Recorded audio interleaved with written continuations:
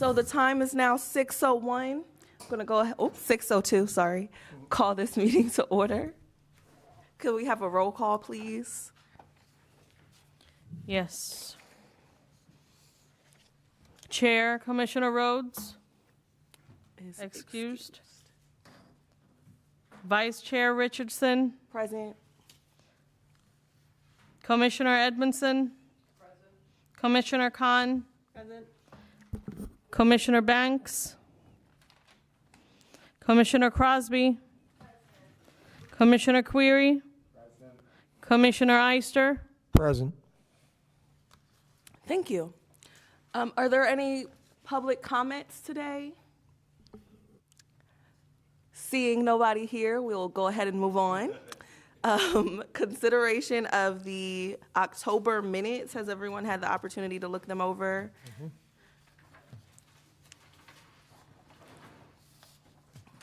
Any revisions needed?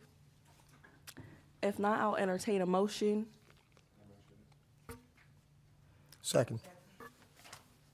Okay, all in favor? Aye. Aye, so moved. We accept the minutes from October. Moving right along. Report of chair. I do not have a report. Mark did not provide one to me. So I think we can move right on ahead to the standing committees. And we'll start with the secretary treasurer, which we don't have one, but could we please have a reading of the budget if there have been any changes? Okay, good evening. We have had no changes so far.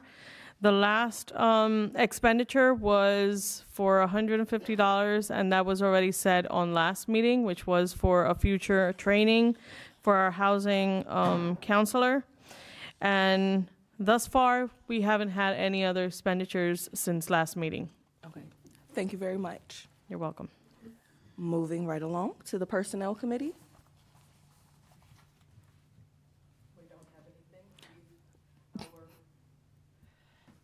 Our positions are all filled, so we don't have any report. Isn't that wonderful? Go us. Good stuff. Okay, Planning and Community Relations Committee. Any updates? That would be Mark too, wouldn't it be? Yes. Oh, Jason, okay. Sorry, All because I right. was absent for being sick last month. That's all right. Okay. Well, that's easy enough. Moving right along to nominations and leadership development. Okay, I have given everybody a written report. If you can check and make sure that your date is correct, that you will be ending your service. I just want to make sure I got all of those correct. The news, Madeline Torres Ocasio, will be presented to the council tomorrow night to be voted on. Anybody that can make that, I'd appreciate it. I won't be able to make it tomorrow night. It's, what, 6:30 is the meeting? I think so. 6 or 6:30, I'm not positive. 30, one of those. And we have also sent the name of Kevin Watkins. I have his resume laid out a couple of places if you want to look at it, to the mayor for his approval. And hopefully we can get him on next month. So I'm also planning to do a training for the commissioners in late January or February. We have a lot of new commissioners that haven't really had any formal training on what the commission is and what we do and the letter of the law and those kind of things. So I'd like to, as we get this filled, that we have a training. So I'll check with the HRC and see if they can give us a date, or if there's someone on the commission who feels that they could do a good job with the training rather than bringing someone else in. We could do that as well, but I want to set aside a date for that. Okay? That's my report. Okay. Yeah, well, moving right along, social media and branding. I don't have anything. No report? Okay. Has there been any correspondence received in the office?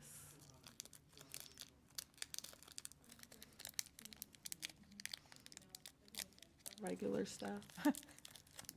Fair enough. So let's move right along to our staff reports. Quick. Hello. We have a lot going on. Okay.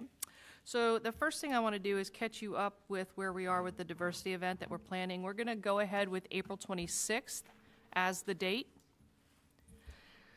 We are in, I don't want to say negotiations, but in conversations with George Wolf's booking agent. For those of you who don't know, what we're doing is we are planning an event to include the screening of Rustin, which just came out on Netflix. George Wolf is the director, and it looks like we'll be able to get him in one capacity or another, if not in person, that at the very least a pre-recorded interview led by none other than Jada.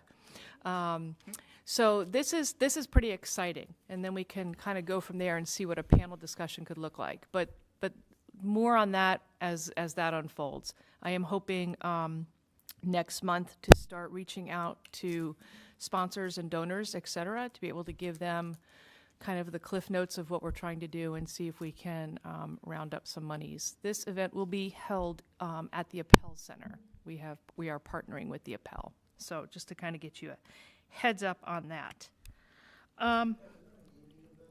Yes, it'll be a Friday. It'll be a Friday night. It will begin somewhere around 5:30. This is tentative. 5:30 to 6:30 to do a reception that will look very similar to what the diversity event was last year. It'll provide for some food, some drinks, reports that need to be made, just kind of shout outs to those who need to be shouted at, and just sort of doing a whole recognition. And then we will move into the theater. Now, the theater event will be open to the public, because if we are a diversity event, we want to make it accessible to everyone. And so while the first part will be about selling tickets, et cetera, the second part we will give blocks of tickets away if folks can make a donation or spend a small bit of money to get in. That's great. Otherwise, we're just going to open it up to whoever has a ticket and wants to come in. So we'll give them out to local organizations and stakeholders, and hopefully they will be disseminated throughout the community, city community. So that's where we're going with that. Any other questions? Yes. Yes, it is. The idea, Rabia, is that to make it a little bit more relevant than just a meet and greet and gather, but to actually kind of put forward an idea of having a purpose that extends beyond the event itself. After we did the conversion therapy ban, it was very clear, as it is to, I think, most folks, that it's really hard to get groups to work together, oppressed groups to work together to dismantle systems. Rustin is a perfect sort of entry into having more robust conversations on how different folks can have conversations, especially since he was a Black activist who was, we wouldn't have had what we had without him, but we didn't hear about him because he's gay. So this is just a way to kind of start the conversation, or at least lean into it a little bit more than we do, so that we can conquer the patriarchy. So that's where we're going with that.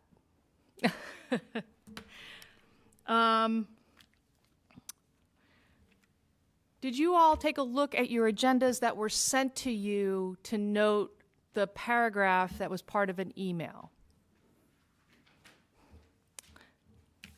No. Okay. So this is sort of a the barn door has been shut kind of thing. One of the things that I've gotten myself into is with a sort of ad hoc group of folks who are meeting out of YCCF, code enforcement, local attorneys, tenfold, developers, to talk about codes in York and try to improve housing across the board. And one of the things that came up afterwards is, or came up in this meeting, but then we tracked down the language. I'm going to read this to you so that you get an idea. This is a paragraph out of one of Inch & Co.'s leases, okay? And it says, Tenant recognizes that as a material inducement for the landlord to lease the leased property to the tenant, landlord is relying on the tenant's affirmative covenant herein that tenant shall not, during the term of the lease and for a period of 2 years after expiration of the lease, make or publish in writing or verbally any disparaging, negative, or derogatory comments or statements about property, landlord, and/or management, including without limitation via any social networking, website, or application, or any other similar means. In the event the tenant breaches this clause, landlord shall be entitled to damages in the amount equal to 2 months' rent, as actual damages are nearly impossible to prove, or actual damages if the landlord is able to prove the same. Truth shall not be a defense to this contractual term. Correct. So what that does is that precludes anybody coming to us or anybody going to housing or anyone else. So this is where we're going. So we all got together and we determined that no, this isn't going to work. Brett was able to track down a case in Maryland where the Federal Trade Commission identified this as not being okay. So Brett was in the process of putting together an ordinance that we could bring forward to council so that at least we could take this nonsense out of the lease. However, today, the Attorney General, Michelle A. Henry, announced a settlement agreement with a central Pennsylvania-based property management LLC over violations of the Federal Consumer Review Fairness Act and Pennsylvania Unfair Consumer Protection Law. So they already got them as far as this goes. Now, because we did that, though, we are starting to unearth other things. So another thing that Inch & Co. has done, do you want to talk about this real quick? Just real quick. This isn't just Inch & Co. probably, is it? Exactly. Yeah. Why? Go ahead. Yeah, so we are all ahead of ourselves here, but hello, commissioners. So this was one out of the few problems that we kind of ran into with this particular organization. One of the other things that we are sort of overlooking is that the fact that some of these management companies, they tend to go and have some additional hidden fees and other charges that they have the leverage of being able to go ahead and charge some of these tenants. For example, they currently have these, what they call the residence benefit package, which basically is a pretty idiotic package where they have these services that they provide to the tenants for like personal ID, like the protection. They have the ability to send you a monthly subscription of filters for your HVAC unit. It's really crazy. I'll be more than happy to go and share with you guys. I laughed whenever I seen it. But the most incredible part of that is the fact that you cannot opt out of it. So you are being charged anywhere between $39 and $60 a month for services that are pretty much useless. They are pretty much completely free if you really think about it. But you cannot go ahead and say no. And these are like companies that are already overcharging for processing background checks, just being able to go ahead and process an application for being able to see if you can qualify for a lease. So we are working as well to go ahead and work towards hopefully trying to go ahead and knock out some of those fees and being able to go ahead and have the support of HRC to be able to change those liable for that. Okay, so that's just one out of the few things that we have ran into when it comes to housing, and I think we with the information that we got this morning regarding the wording of those leases, hopefully we can further get into these felonious charges that they have. So definitely something in the books for us.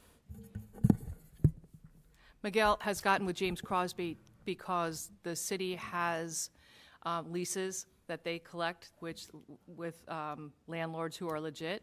And so we are going to go through some of these leases with a fine tooth and see what's going on. The other thing that has come up with housing, which is really critical in the meeting that I went to with this ad hoc group, this codes enforcement group, is that according to Tenfold, when a person is seeking a place, landlords have the right to deny subsidies, thank you, as a part of income. So if somebody's coming in making $50,000 a year, and somebody else is also coming in with $50,000 a year, but that is a subsidized $50,000 for a variety, WIC, food stamps, childcare, whatever, the landlord can refuse housing, saying, and not count that towards the income, okay? Which is highly problematic, and it leaves a whole group of folks out of the running for desirable housing. On top of that, there are 4 states in the country that make it illegal to turn down Section 8 housing. The long-term goal is to figure out a way, and we've been working on this with community development. Jada and I have been talking about this, to figure out a way to create an ordinance that in the city it says, if you are going to be a developer in the city or a landlord in the city, you must put aside 10 or 15% of your rentable space for Section 8. Now, most landlords don't want to do it because then they have to abide by the regulations, the code regulations, but that is the long-term goal. So that is also on the table as we continue to sort of pick apart housing and trying to come up with something a little bit more equitable across the board. What else is going on? Okay. We are taking on 2 high-profile cases in the city of York. Now, obviously, I can't tell you anything because you are going to be called upon at some point to probably be part of the adjudication of that. One of those has been delivered as of last week. Another one will be delivered next week. I mean, the complaint will be filed next week and also delivered to the respondent.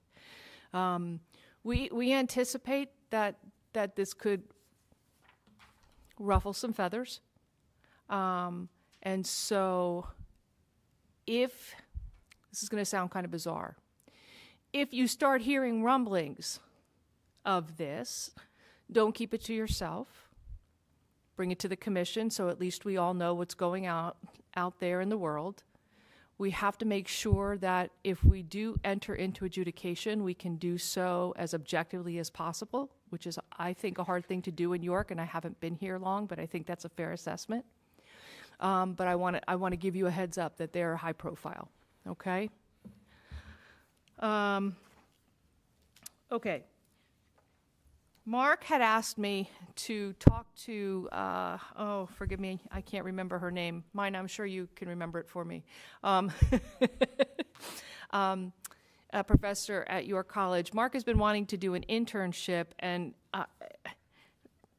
when I called them, they're not really as hung up as I thought they were.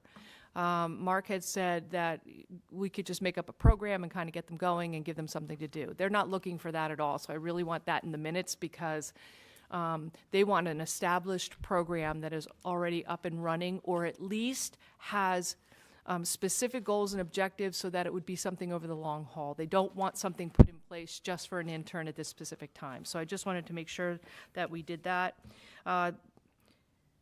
Let's see, I also met with some kids from Susquehannock and Dallastown. We have had an intern, as we've told you, from Dallastown, and a young woman from Susquehannock came after the last board elections to talk about what's going on in the school district. So it looks like we are going to be able to, in the beginning of the new year, put together a group that can meet on a regular basis or as needed for students around the county who just need a place to land and talk about what it's like to do any kind of diversity work in schools that don't want them there. So we're going to just kind of push forward on this. Both kids have been sick. Our 2 leaders have been sick, so we haven't had a chance to meet with them since our last meeting, and so we don't anticipate meeting with them again until after next week. And as that progresses, we will let you know what's happening.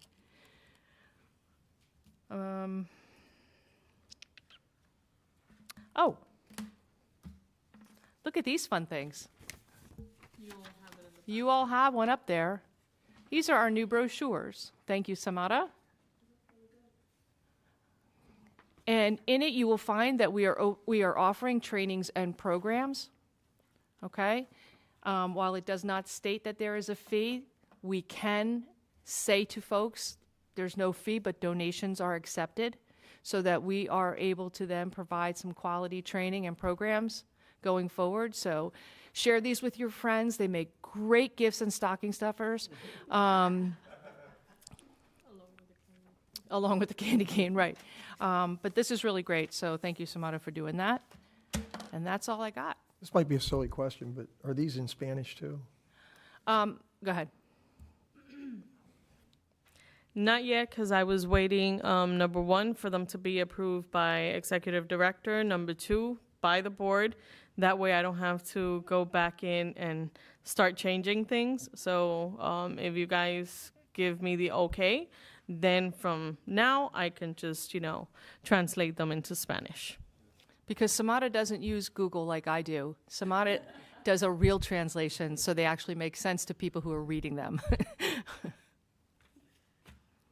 it be possible for us to, I don't know, if maybe like at the meeting you can just bring some and we can like get a few to take away? Yes, that is, thank you. That is, and I'm going to give you surveys too, so that you can take those also. We have surveys in English and Spanish. We're going to have these in English and Spanish. Again, take them to your families. They're going to, great over turkey, good conversations. But if it would be really helpful if we could start disseminating this stuff on a larger scale. And so, yeah, absolutely.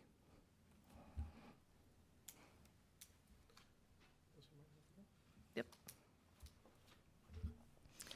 Okay, so the cumulative case report from me, I'm going to say altogether we've had so far 21 cases. And again, that's current intakes, docketed referrals, and advocacy that we have had ever since last meeting. So far, we can see an uptick in the second page of the cumulative in housing cases. Miguel will further on touch on that subject. Do you have any questions so far on the cumulative? So the docketed cases that you can see there are the high-profile cases from employment, and then the 2 that belong to Miguel from housing. So I will pass this on if no further questions for me. So I'll pass it on to my colleague. Hello again. So I got aside from the community report, I do want to go ahead and touch up a couple other things here. Samara will be attending a training, I believe, next month, right? Yeah. The first week of December, but I also will be signing up for a mediation training as well. That will be in July. So that's one of the things that I'm looking for. January. I'm sorry, my apologies. January. So that will be the first thing that I will be doing next year, right in the month of January. But also, we've been handing out the flyers to the local businesses in the city of York. The posters, my apologies. I always getting confused between posters and flyers. Posters. So as of right now, we have close to 60 that have been handed out. We're still managing the logistics as of how to go ahead and best distribute those throughout the city. I'm kind of glad that we are seeing the local businesses welcoming the information that we are providing so far. So I'm very happy with the turn of that. When it comes to the housing cases, I have so far a total of 15 people that I have helped out. 13 of those have been advocacy intakes. The other 2 have been actual intakes that we have taken, and one has been closed and the other one is still pending. So it's been definitely a busy month when it comes to housing, but so far so good. So if you have any other concerns or questions? No? Thank you. I'm going to just come off of this. So when you're out and about in restaurants, public accommodations, take a look for the accommodation posters, because they have to, by law, have those posted. So we want, yeah. Should it be like by the door? Is there? It should be visible to both employees and patrons. And so we want you to be as beloved as we are for handing those out. So, raise hell if you don't see them. Remind them that, oh, come on, no smiles, nothing.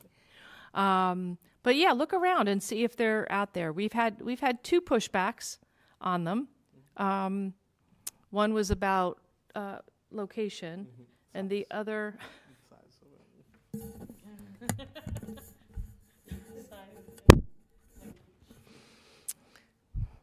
So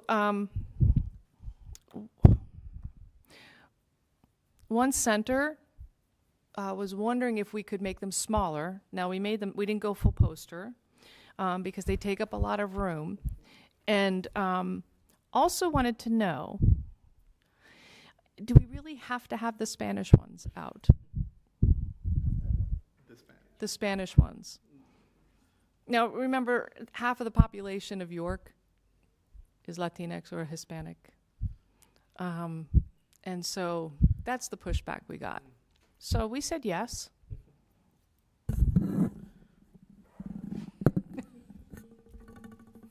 Just refresh me again, where are these going? These are going everywhere in the city we can get to. What we're starting with is we're starting first with sort of the downtown Inc. crowd that we can connect with. But Miguel and our intern have been going up and down George Street and then are going to be hitting Market. And then we'll hit the other surrounding blocks and then spread out from there. So we have a pretty vast list of those places that should have these in there for visibility. So it's not just restaurants? No. Okay. No.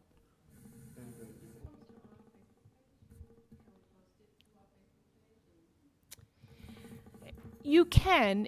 By the time it gets there, it's going to be really, really teeny. Maybe if it's just like a picture of it and kind of just saying, hey. That's a good idea. That's a good idea. Yeah. It's not necessarily important for people to be able to read that, but just that they should be able to see it when they're going to places like that. Yeah, Oh, yeah. Hey, look out for this. Yeah, that's good. Yeah, call Rabia. She'll be right down.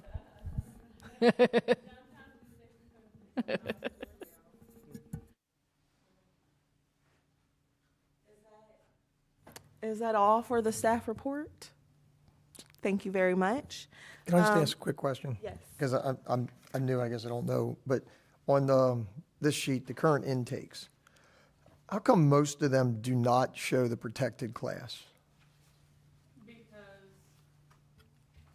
Because most of them are advocacy forms. Now, for advocacy forms, it doesn't need to be a specific protected class. If someone comes in because they need, for example, translation services, they don't have to have a protected class. They just need help in our, whatever we can do to help them.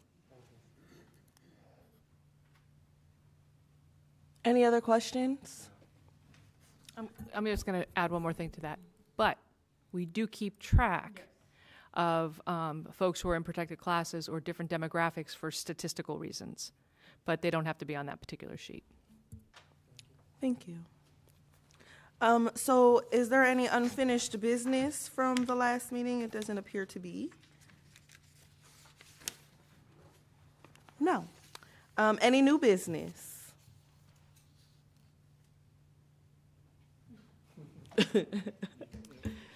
Mine is a shout out, basically, or a request.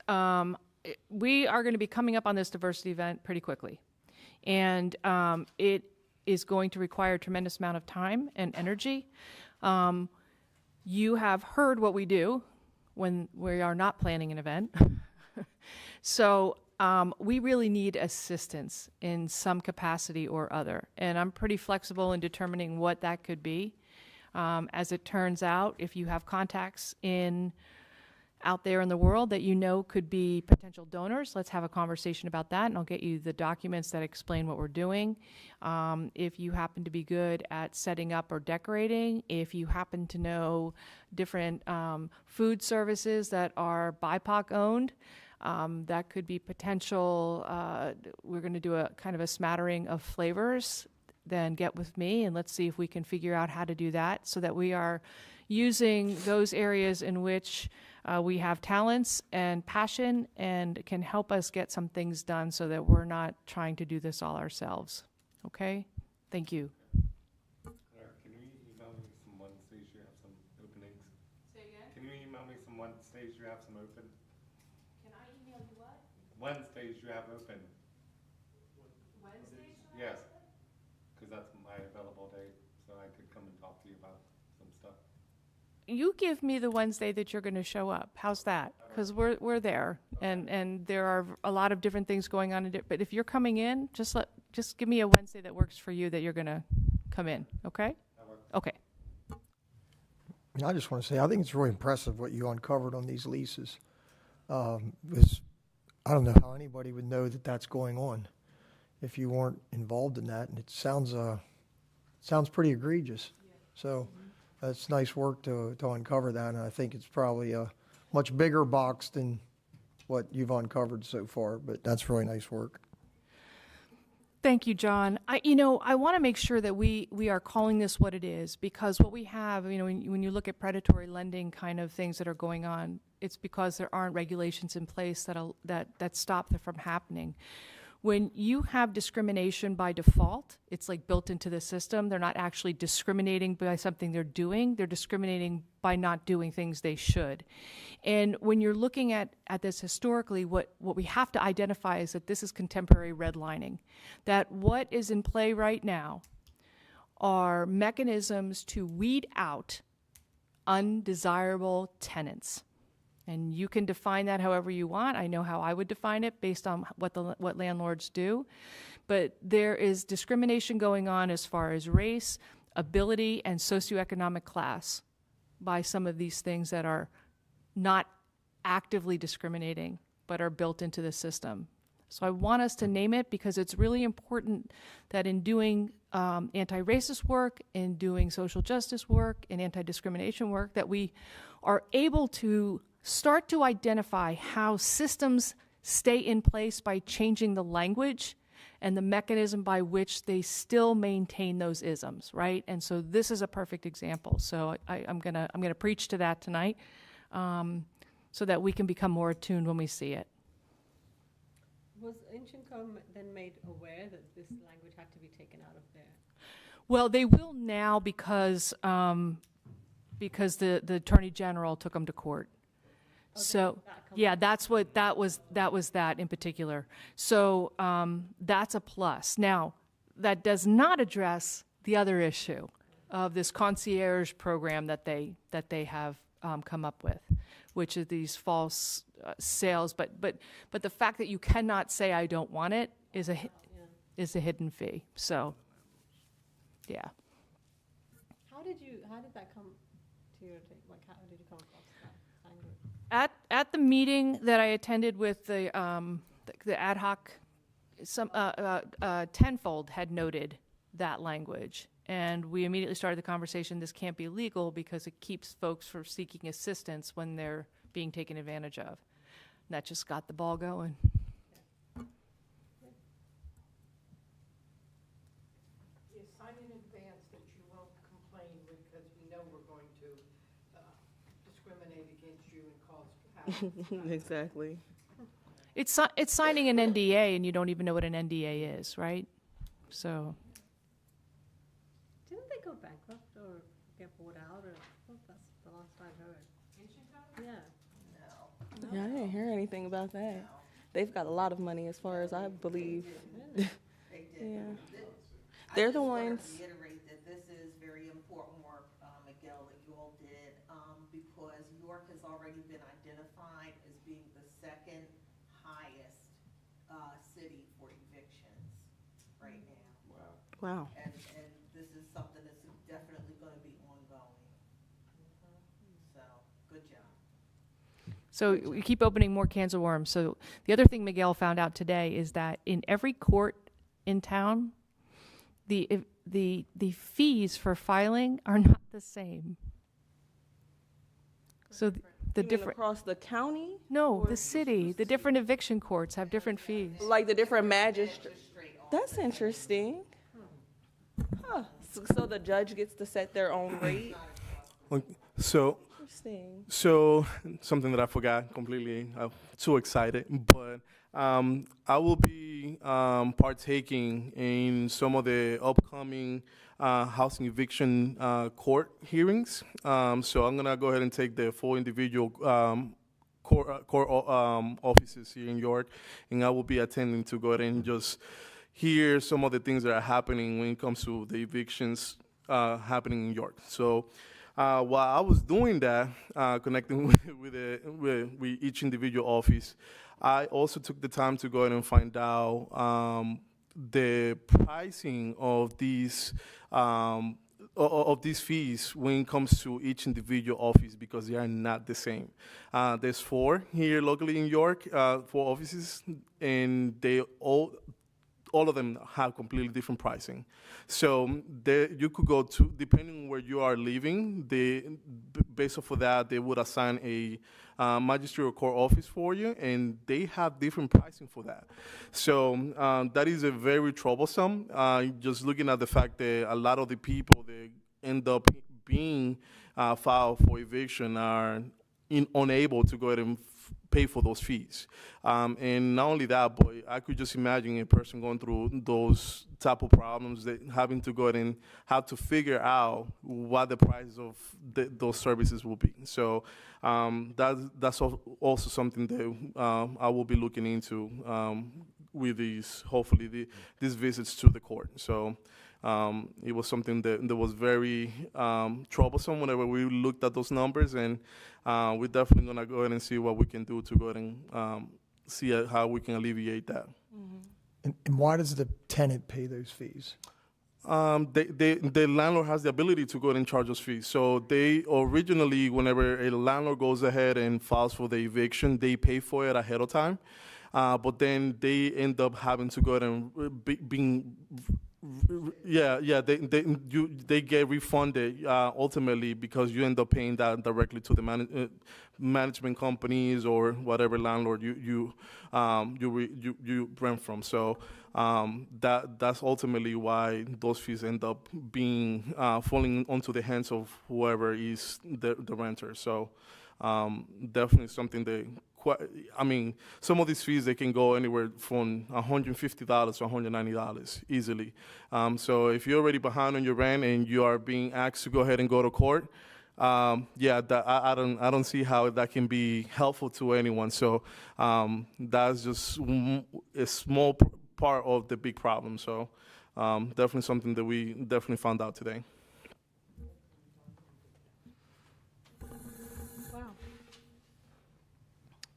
Any other comments, questions on that? So if there's no other new business, I believe we can. Do we have to do anything with Kevin Watkins? Do we have to approve him? No, I've already sent his name on to Oh. the mayor. This was Oh, okay. to inform you. I Okay. sent the information on to Mark. And Okay. I just wanted to give you the information on Kevin. Thank you. Okay, do we need a motion to adjourn? I will entertain a motion to adjourn the meeting. Okay, second, all those in favor? This meeting is adjourned. Wow.